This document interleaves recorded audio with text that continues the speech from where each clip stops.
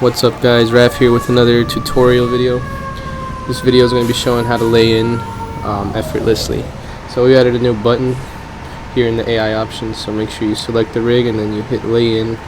It'll stretch one length of relay line out, connect it to the nearest hydrant, allowing you to stay in the rig and drive away without needing to get out, connect to the hydrant, charge the hydrant and all that. So if you want to capture a hydrant down the block, you can do that.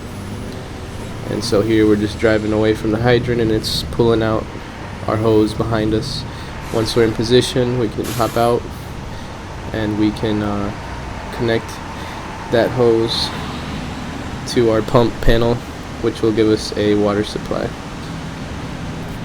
Another feature that was implemented was allowing you to pull lengths of hose off. So if you have one length pulled off the hose bed in your hand, you can grab the hose and pull it, and it will allow you to pull out more lengths.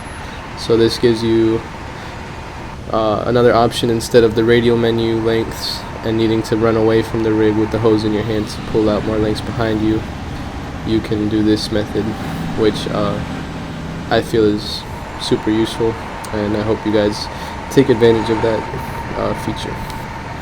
The more you know.